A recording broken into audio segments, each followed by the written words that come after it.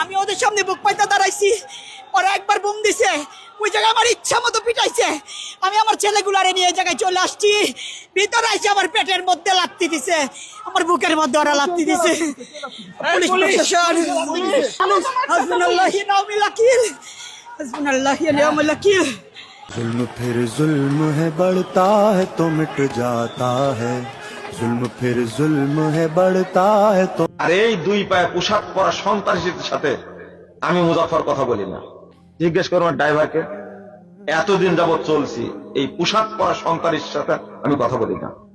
দুই একজন ভালো থাকতে পারে, সবাইকে ভালো বলছি না।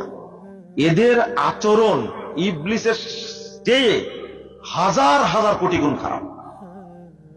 এই পোশাক পরা সন্ত্রাসী না হলে ছোট ছোট বাচ্চাদের উপরে গুলি করে এইভাবে মানুষ মারতে পারে?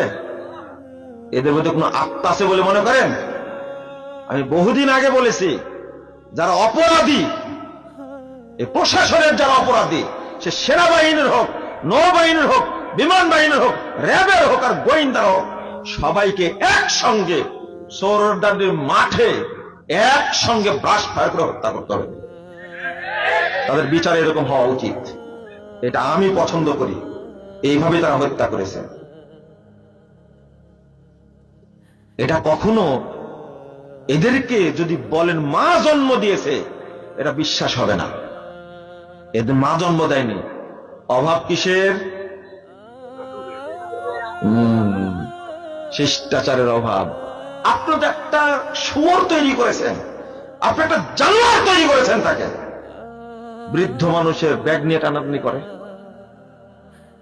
পিস টিভিতে প্রথম যাচ্ছিল 11 সালে, বুঝতে পারলেন? আমার সাথে যারা ছিলেন জিজ্ঞেস করবেন হয়রানিটা কেমন করেছে,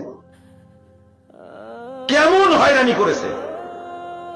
একজন মানুষকে দীর্ঘ 8টি বছর আয়না ঘরে রেখে যে নির্যাতন করা করেছে, 12 বছর কাউকে তো মেরেই ফেলে দিয়েছে, দেয়নি? হাজার হাজার মানুষ নিখোঁজ, কোথায় নিয়ে গেছে কেউ জানে না।